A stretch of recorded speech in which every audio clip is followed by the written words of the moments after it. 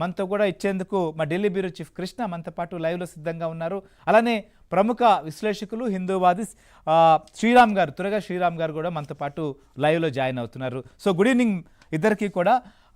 So Krishna గారు, ఏంటి అసలు మొత్తం రామాలయానికి అయోధ్యలో సంబంధించినటువంటి ఈ ట్రస్టు నిర్వహణలో జరుగుతుండగా ఈ విరాళాలకు సంబంధించినటువంటి వ్యవహారంలో చేతివాటం ప్రదర్శించారు అనేటువంటిది ప్రధానమైనటువంటి విమర్శ. దీనికి సంబంధించి సిట్ విచారణ జరుగుతోంది. కొన్ని వాస్తవాలు, కొంత సమాచారం కూడా బయటకు వస్తున్నటువంటి తరుణం. అసలు ఏం జరిగింది, అసలు ఇది ఎలా బయటకు వచ్చింది?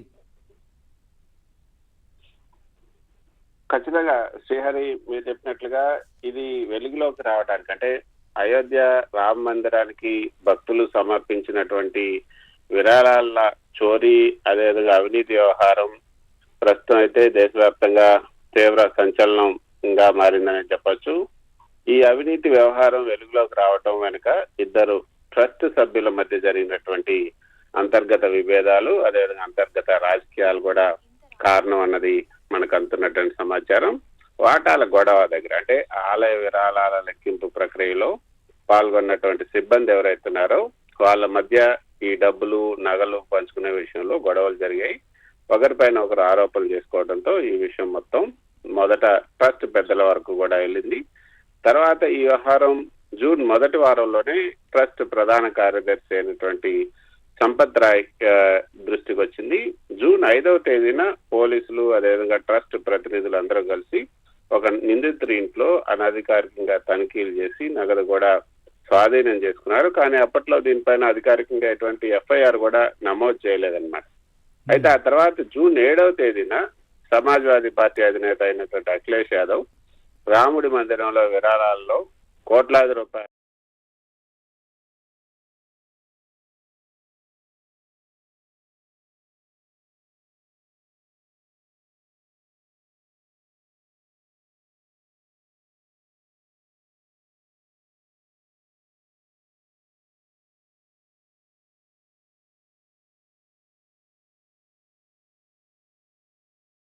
ఈ హుండీ డబ్బుల్ని లెక్కించడానికి స్టేట్ బ్యాంక్ ఆఫ్ ఇండియా ఒక ప్రైవేట్ సెక్యూరిటీ ఏజెన్సీ, అంటే సైనిక్ సెక్యూరిటీ సర్వీసెస్ అన్న ఒక ఏజెన్సీని పెట్టి దాని ద్వారా కొంతమంది స్థానిక సిబ్బందిని నియమించింది స్టేట్ బ్యాంక్ ఆఫ్ ఇండియా ఈ హుండీ డబ్బులు లెక్కించడానికి.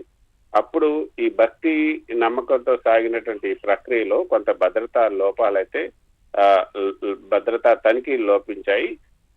అంటే డబ్బులు లెక్కించే సిబ్బంది చాలా కాలంగా చిన్న మొత్తాల్లో నగదు, బంగారు ఆభరణాలను తమ దుస్తులు, సాక్సుల్లో దాచిపెట్టి బయటికి తరలించే వాళ్ళు. కాకపోతే ఇది కాలక్రమేణా ఒక పెద్ద నెట్వర్క్ గా మారి తర్వాత నిందితులు దొంగిలించినటువంటి డబ్బుతో విలాసవంతమైనటువంటి జీవితాన్ని గడపడం, ఆస్తులు కొనడం కూడా చేశారు.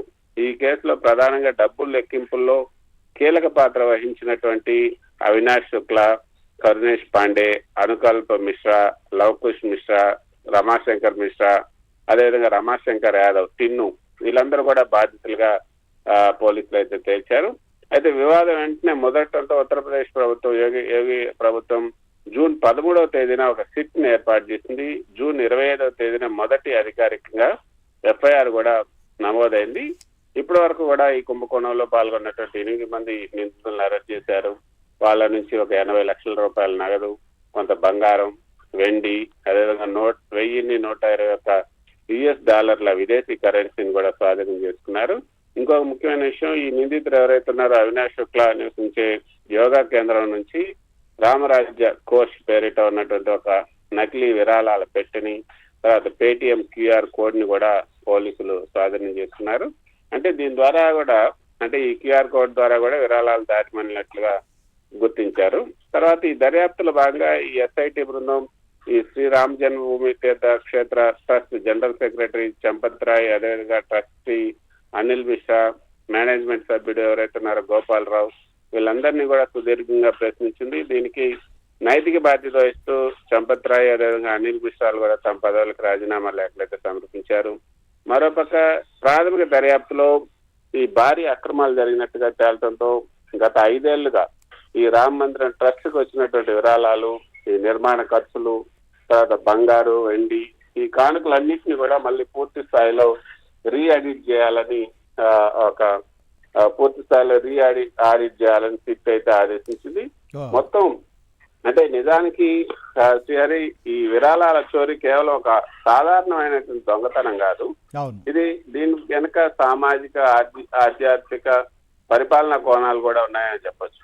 ఎందుకంటే దేశ విదేశాల నుంచి ఈ కోట్లాది మంది భక్తులు తమ కష్టార్జితాన్ని అపారమైనటువంటి నమ్మకంతో సమర్పించినటువంటి సొమ్ము ఇది. అవును. దేవుడి పేరిట వచ్చినటువంటి విరాళాలని లూటీ చేయటం అంటే భక్తుల భావోద్వేగాల్ని, అదేవిధంగా నమ్మకాన్ని తీవ్రంగా దెబ్బతీయటమే.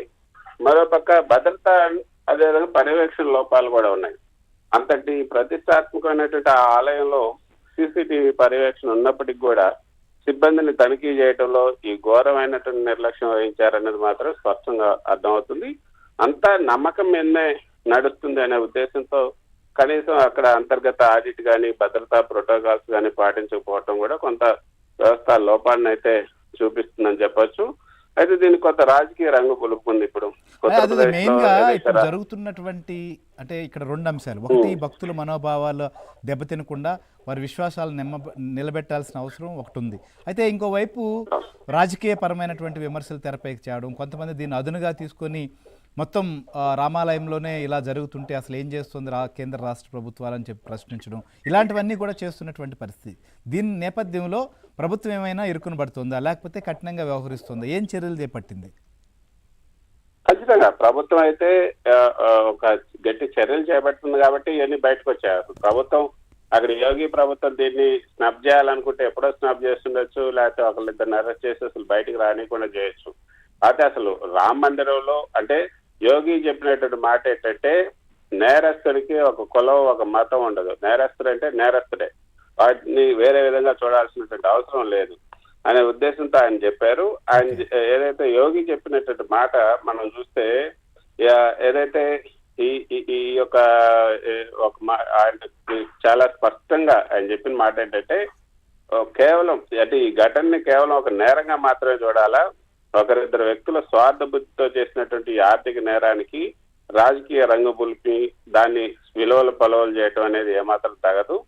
ప్రతి విషయాన్ని కూడా రాజకీయ ప్రయోజనాలు ఎత్తుకోవటం, పరస్పర విమర్శలతో పవిత్రమైనటువంటి క్షేత్రాన్ని వివాదాల్లోకి లాగటం వల్ల అసలు దర్యాప్తు పక్కదారి పట్టే అవకాశం ఉంటుంది.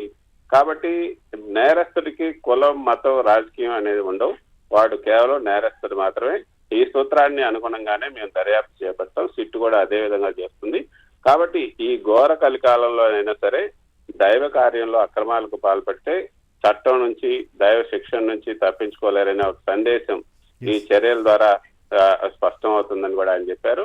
అదేవిధంగా ఈ ఆర్ఎస్ఎస్ వంటి పెద్ద సంస్థలు కూడా ఈ ఘటన పైన ఆవేదన వ్యక్తం చేస్తున్నాయి. మరింత పారదర్శకత, అదేవిధంగా ఆధునిక ఆర్థిక నిర్వహణ వంటి వ్యవస్థను తీసుకురావాలని డిమాండ్ చేశాయి. అది కూడా ఒక హర్షించదగ్గటువంటి పరిణామం అని చెప్పొచ్చు. అయితే రాజకీయ అభిప్రాయాలు ఎలా ఉన్నప్పటికీ కూడా దేశంలో ఒక ప్రముఖ ఆధ్యాత్మిక కేంద్రాల నిర్వహణలో ఒక ఒకసారి మనం అది కూడా చూద్దాం. మనతో పాటు శ్రీరామ్ గారు కూడా, శ్రీరామ్ గారు